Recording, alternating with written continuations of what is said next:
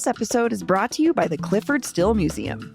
Discover big art and new perspectives at the Clifford Still Museum. Experience the critically acclaimed exhibition, Tell Clifford I Said Hi, on view now through May 10th. Enjoy upcoming events at the museum, including First Friday Pay What You Wish days, monthly meditation sessions, guided tours, film screenings, infant art crawls, and more.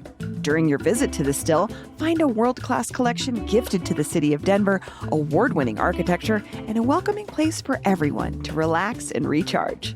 The Still is open from 10 a.m. to 5 p.m., Tuesday through Sunday. Children 17 and under are always free. Buy tickets and learn more at cliffordstillmuseum.org.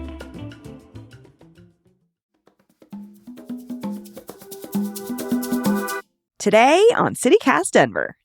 Will new owners, new money, and a new location save the Underground Music Showcase? Me and producer Olivia Jewel-Love discuss the fate of the UMS, dig into new legislation targeting addiction issues, and hear from listeners about their RTD experiences, favorite coffee shops, and more. Today is Tuesday, February 10th. I'm Bree Davies, and here's what Denver's talking about.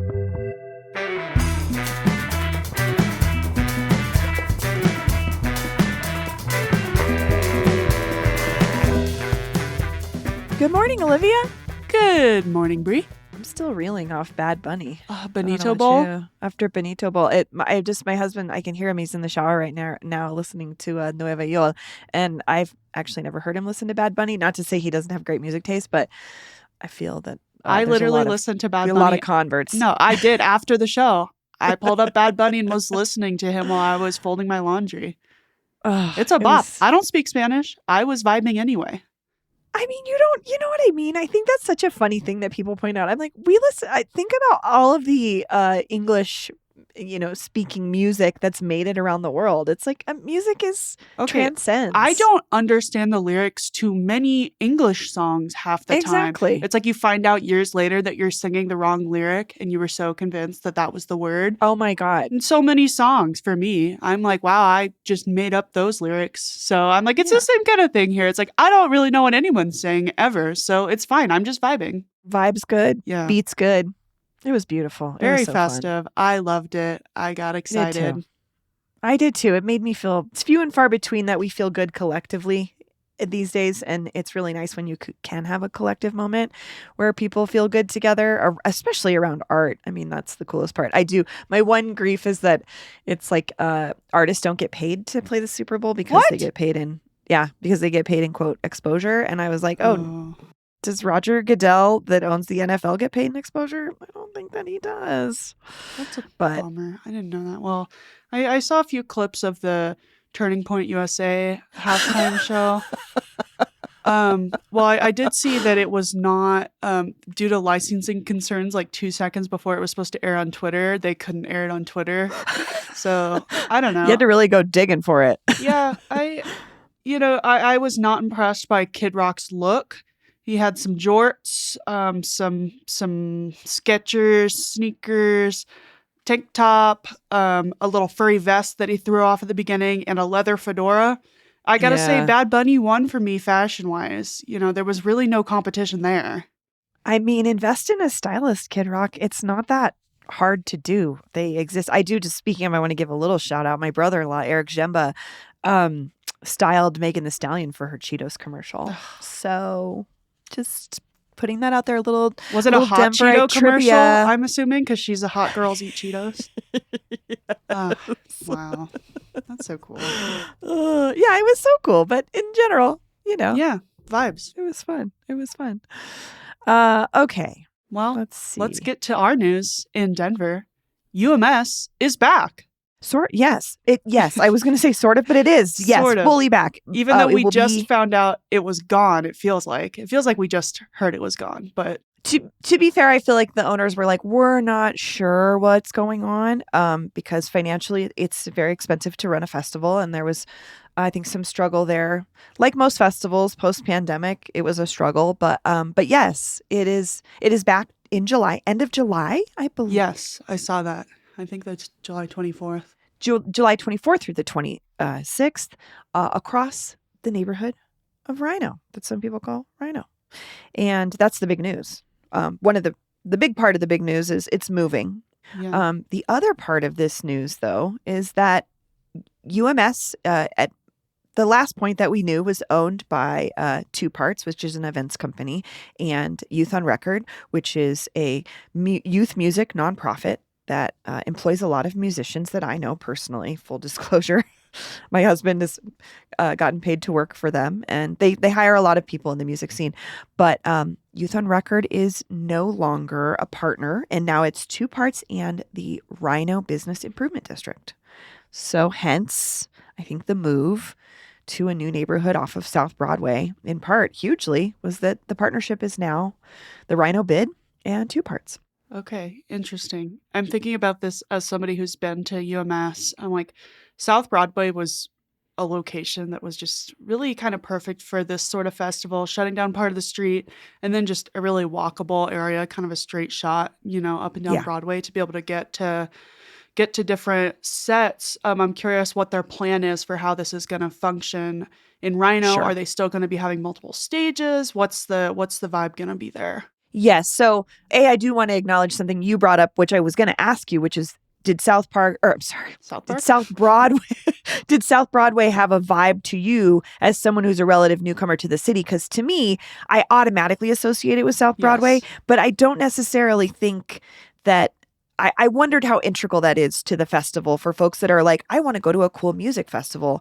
I mean, I was playing shows on South Broadway in 2003, and I've watched that area really grow into a music hub in a way. So I was thinking a lot about this change. And so to answer your question, yes, the plan is multiple venues, multiple outdoor stages, and I think Keenan Stoner with Two Parts said about a dozen venues throughout the district. Okay. So yes, same sort of format. How that layout will go in an area like Rhino versus South Broadway, I think remains to be seen. I'm thinking about the 2900 block of Larimer that was closed off to cars and recently reopened in the last year. And that was actually working really well. So I could see where parts of Rhino would work well for this, like the Larimer Lounge area, obviously. What's over there? I mean, Meadowlark, Matchbox. There's tons of other spaces. So I think it could, but the issue of things being a little bit more spread out has been addressed by the bid. They said that they're hoping to make transportation between the venues a top priority, which would add, they said, micro mobility solutions. So basically they're saying it may not be as walkable, but their hope is to maybe add like circular, shuttles, buses, things like that. Scooters? I'm sure. I mean, it remains to be seen how the new rollout with the new scooter company Veo goes for Denver. But I am a little skeptical of this because part of the magic of South Broadway is wandering in somewhere. Maybe you didn't anticipate, like, oh, there's a show going on here. It maybe wasn't on my schedule of people to see, but this is how I saw this great act that I'd never heard of.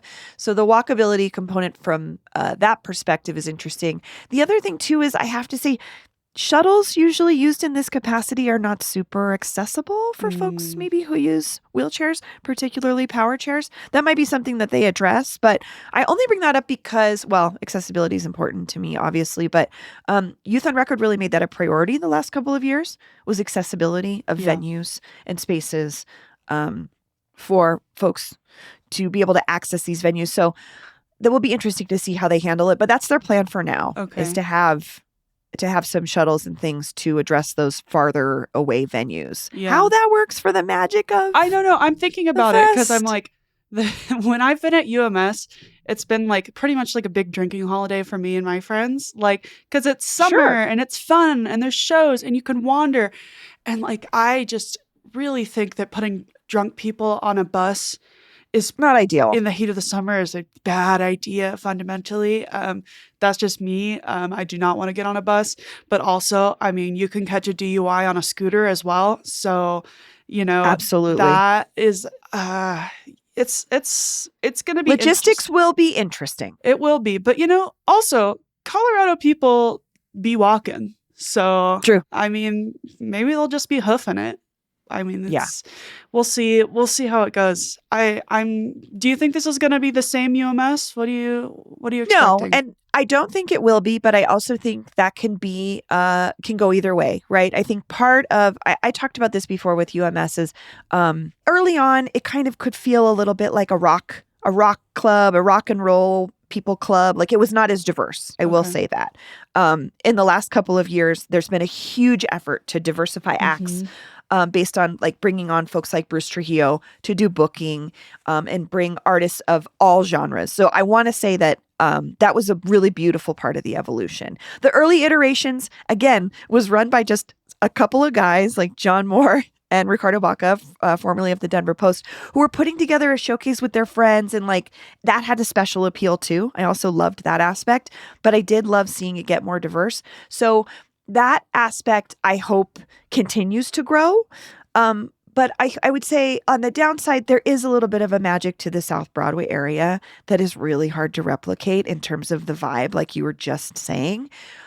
It could be a new vibe, though, right? I mean, something that they mentioned in this story from Denverite is bringing folks to new stores. Because that's the other thing that they did with the South Broadway is like, iterations is you could maybe see somebody in a space that wasn't traditionally a venue, which always made it cool. Yeah. They can do that in Rhino as well. True. There's storefronts and restaurants and bars that would easily become a cool space to see an intimate show. And I think that there is infinite possibilities for this to be amazing. I think it maybe just thinking of it in a different context. It's not going to be your same old South Broadway UMS. And I'm sad for that, but I'm also optimistic for what it means for the future. You know, it's just different, and it will be. It's wild to me that it is going to continue to happen this year. But obviously, this stuff has been in the works since last year, so they're not skipping a beat here. No, I think. Are you going to go? I think I'm going to go. I'm pretty sure if we're in town.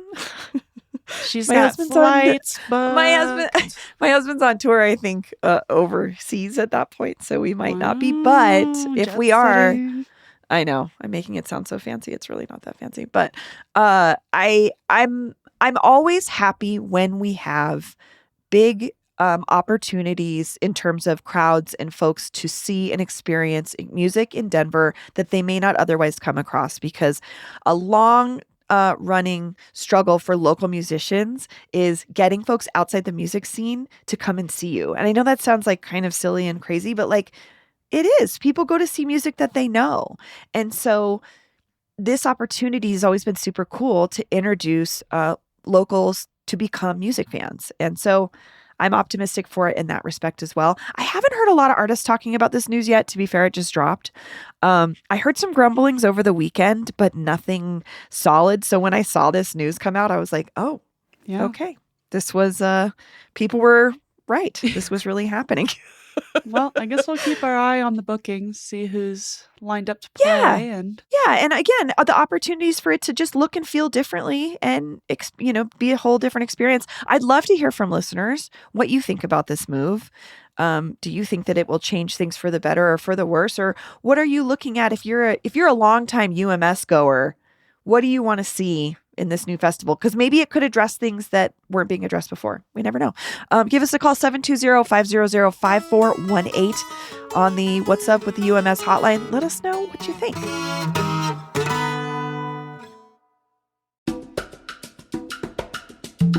This episode is brought to you by Denver Health. February is Heart Month, and at Denver Health, heart rhythm care is becoming safer and less invasive. Heart rhythm problems like atrial fibrillation, ventricular tachycardia, sudden cardiac arrest, or heartbeats that are too slow can affect your health and quality of life. Denver Health provides advanced treatment for patients with irregular heart rhythms, and their team offers safe, effective, and compassionate care to help patients live a healthier life. Cardiologists on the cardiac electrophysiology team are now using leadless pacemakers to treat dangerous pauses in the heartbeat. Unlike traditional pacemakers, these tiny devices sit completely inside the heart. There are no wires and no surgical pockets under the skin. This means a smoother procedure and fewer potential complications, which can make a big difference for patients. Denver Health works closely with every patient to create a personalized plan that meets their needs, focusing on safety, comfort, and long-term results. Learn more at denverhealth.org/EP. That's denverhealth.org/EP. This episode is brought to you by South by Southwest. Ready for discovery? South by Southwest 2026 takes over Austin, Texas this March 12th through the 18th.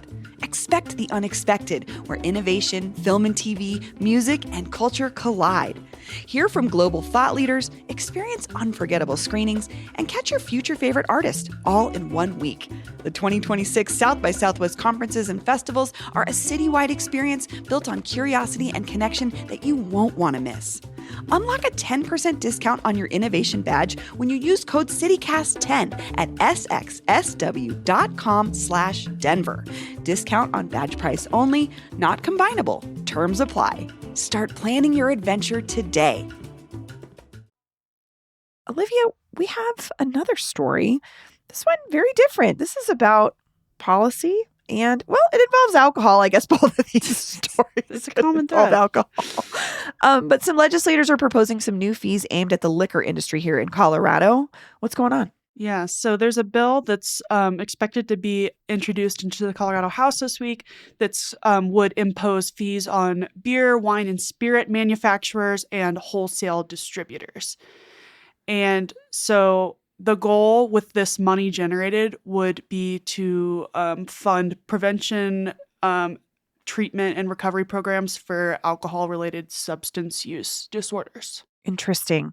So this is aimed at the producers and the distributors. So we're not talking about, this is not another liquor store thing. Like, No, it's not about so the sellers. This is starting from the top. So this is talking like Coors level, big names. There is, in this current iteration, there is a carve out for small breweries because we are known for those. So there's a carve out for those. But yeah, so this is going to be the big manufacturers, the big distributors in the state. I wonder, where do you think Governor Polis stands on this? Well, Governor Polis actually has weighed in on this before. He had some thoughts because a similar bill or measure was introduced during the 2024 session, and it failed because of pushback from his office. And he was concerned about how the bill was going to raise prices for consumers at that time. And also at that time, he pressured the bill's sponsors to exempt all beer companies from the fees, including the giants like Coors Brewing and Anheuser-Busch, the big guys. So that's what he's done in the past. Okay, that little part is interesting to me because in this iteration, they're talking about craft breweries. In that iteration, the governor was talking about beer in general, which makes me wonder, like, well, so they think there is always the carve out. They've always, considered the carve out for small breweries. But Jared Polis, on this last iteration of the measure, was like, no, we should do it for all beer manufacturers, not just the small ones. Oh, yeah, which is weird to me because, like, does he just think that as a recovering alcoholic that less of us, like, I just don't understand the carve out for beer. He's thinking about he's big business. That's true. And he's not thinking about what they're trying to do here. Okay. He's definitely just thinking about, he wants Colorado to be a good place to do business and wants to continue to keep companies like Coors happy here, would be my guess based on his track record. That makes way more sense to me. Okay. I was just thinking again, as in recovery, I'm like, I mean, there's alcoholics out here that drink a lot of beer too. Because I assume that's what they're trying to address here, right? With these fees is creating programs to support folks in recovery and prevention efforts, right? Yeah. And so it's one of the things they talked about in this article from my friend Lucas Brady Woods for the Colorado Sun is they talked about just kind of thinking how we could be losing federal, federal funding for a lot of different things. There's a lot of diminished support for support services in general from this administration. The Agency for Substance Abuse and Mental Health Services, SAMHSA, has already faced budget cuts, restructuring, staff reductions under the Trump administration. So I think with a measure like this, they're kind of looking to secure some money through the state that would be dedicated to these services for the people of Colorado. Interesting. And okay. specifically for veterans, they have in their proposal that they really want to prioritize Colorado veterans who need these services. Okay. Interesting.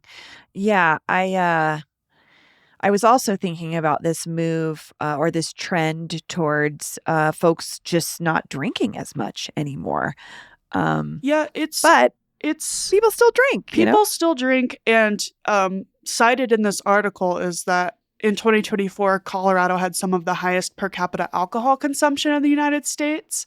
So Colorado still continues to be a state for that. I mean, if you think about a lot of our culture here, breweries, 100%. like, there's a lot of drinking centered things. And so, I think that the sponsors of this bill are State Rep Jamie Jackson from Aurora and State Senator Judy Amabile from Boulder. So Interesting. but yeah, the other interesting thing about this is that it's a fee specifically and not a tax, which can be kind of confusing. Yeah. But it's not considered a tax under state law because it's generating revenue from a specific industry to fund services directly related to that industry. So it's like charging the Okay. alcohol industry to fund alcohol-related addiction services. So basically, any new taxes would have to be approved under Tabor, but fees can just be implemented through legislation. Oh, duh. I didn't even think about Tabor. Okay. Yeah, so That's something an to think about interesting there aspect. is Yeah. just like the logistics of what this is. So, but I mean, it's interesting to think about because something like this has, Jared Polis has already poo-pooed this before, but right now they haven't. His office hasn't taken an official position on this year's proposal. So we will see. Okay. Yeah, we'll see how that goes. I again, as someone in recovery, I always love that there might be more opportunities for folks to have access to recovery, because I will say that's one of the hardest parts too, is when you do choose to make that jump. Sometimes the services aren't available or they're not affordable. So, anything that could fund that would be great. But it will be interesting to see how this bill moves. This episode is brought to you by Cozy Earth. How much do I love my Cozy Earth pajamas? Let me count the ways. They're super soft, they're made to last, and they're the only matching set of pajamas in my drawer. Move over a ratty old band t-shirt and that pair of Joe boxers I've had since the 90s. The bamboo pajama set is my new forever favorite. Did I mention these bad boys have some utility? I can stop leaving my AirPod case all over the house while I'm getting ready for bed because my Cozy Earth pajamas have pockets. It's amazing. And they're made from viscose from bamboo and spandex, so Cozy Earth's pajamas are stretchy, but they keep their shape. They're so comfy and they look cute. Share a little extra love this February and wrap yourself or someone you care about in comfort that truly feels special. Head to CozyEarth.com and use code CozyDenver for up to 20% off. And if you get a post-purchase survey, be sure to mention you heard about Cozy Earth right here on CityCast Denver. Celebrate everyday love with comfort that makes the little moments count. Okay, now it's that time. It's Tuesday. It's when we hear from you, our lovely, smart, hilarious, beautiful listeners, about what you care about. Again, you can share your thoughts on any past episodes or anything we've talked about, and we always love to hear from you. What have we got this week, Olivia? We've got a text from Dandelion in Aurora. Okay. Hey, CityCast folks, you asked for RTD opinions. Girl, do I got 'em. I'm Dandelion. I live in Delmar over in Aurora. I am disabled and I live right off the 15. I cannot safely use the buses because the drivers often will not respect my request to not move the bus before I am seated. I have an ADA protected disability, and injuries that bus drivers have caused me by recklessly moving the vehicle while I'm still getting seated after making this request have resulted in me becoming isolated and reduced my ability to get my medical care. Also, the buses have a propensity for running early, which is effing stupid to allow because it teaches riders that if they show up on time, they may miss their bus. RTD has done a good job of showing me that I cannot reliably or safely access their service, and I've never received any real follow-up when I've been injured.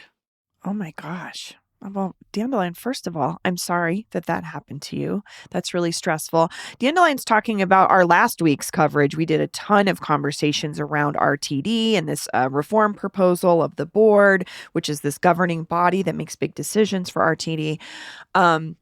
I appreciate this perspective always because I think about folks with disabilities are often the folks that are utilizing public transit in this way. And that is really hard. That's really hard to hear because you want things to be safe for everybody.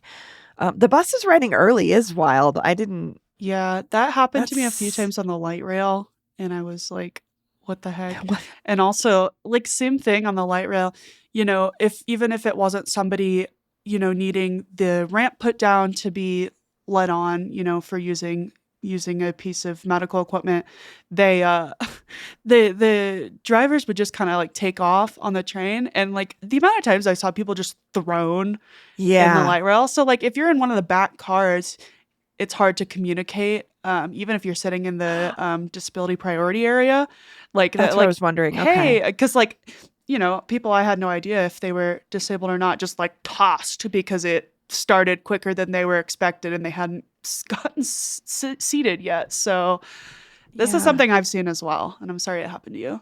Yeah. That's really stressful and not nice to hear. Yeah, Oof. but Uh, on a lighter note, yeah. Well, yeah. What else have we got? we ran one of our favorite episodes from last year about coffee shops. Yeah, you and me and our friend Michelle Jackson. What a fun conversation. She's a real coffee. She's a Yeah. real coffee shop connoisseur, I Oh want to yeah, say. for sure.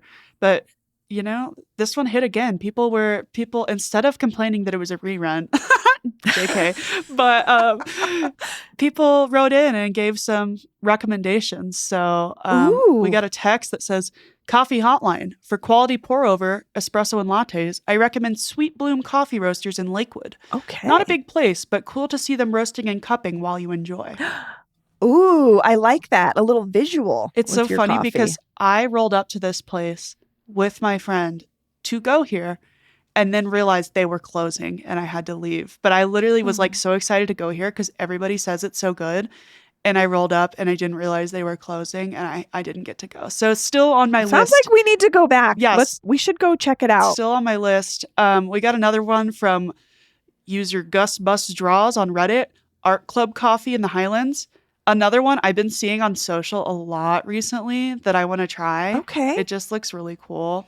And Yeah, then what's their vibe? What's their deal? I mean, art club, wondering if that means it's a space to be artistic. every space is. And then Ooh, we got they have cereal. You can buy cereal there? Okay. Oh, it's right across from the Bug Theater. fun. Perfect. That's a good spot. Cute. We got one more little list of them that I liked from user Lack Vegetables 3534 on Reddit. I like that. Little Owl for the coffee, St. Mark's for the old school vibe, Heck yes. Crema and Aviano for the new school vibe. Okay. Okay. I am such a St. Mark's diehard. I go in there and it feels like college to me in the best way possible. I love that space. It's on 17th. It's a good mix, I will say, of chatty and people working. Yeah.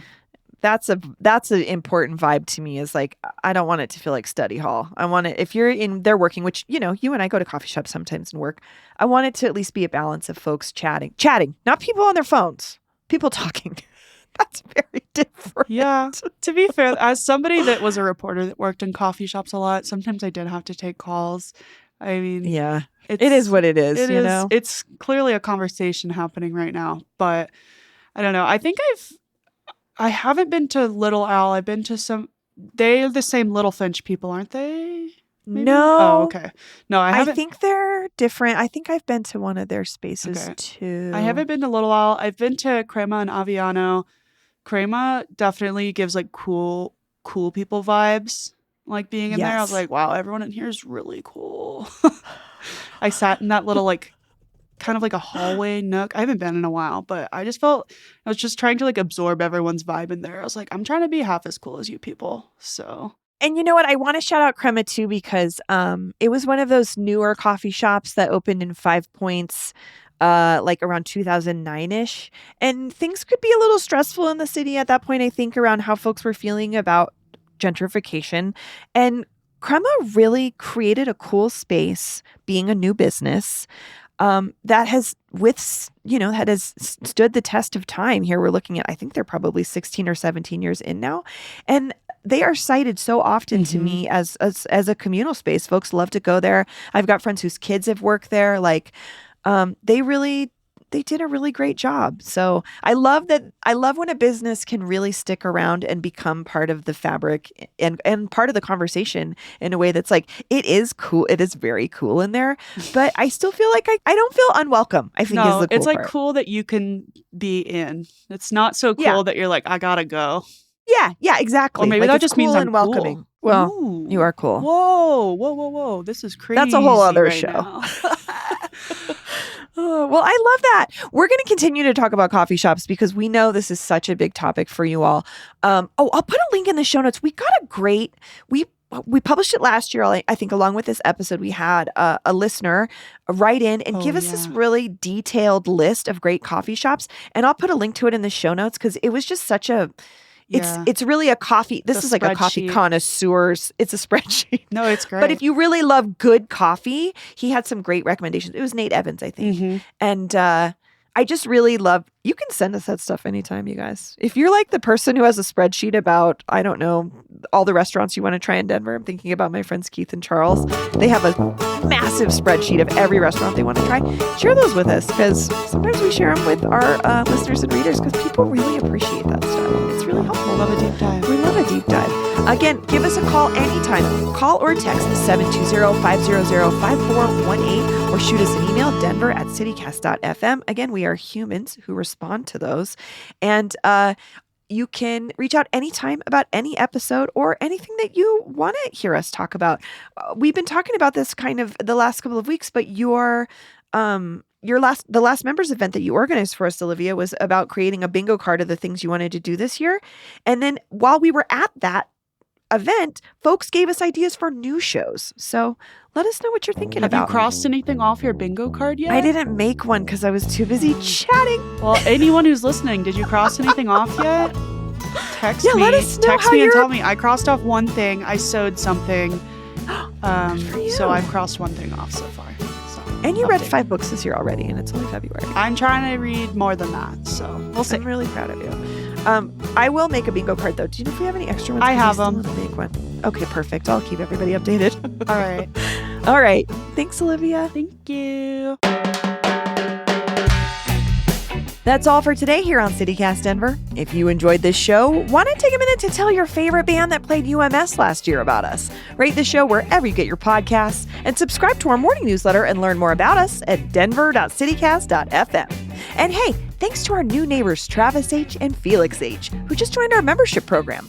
You can support this show and get great perks by becoming a CityCast Denver neighbor today at membership.citycast.fm. We'll be back tomorrow morning with more news from around the city. Bye-bye.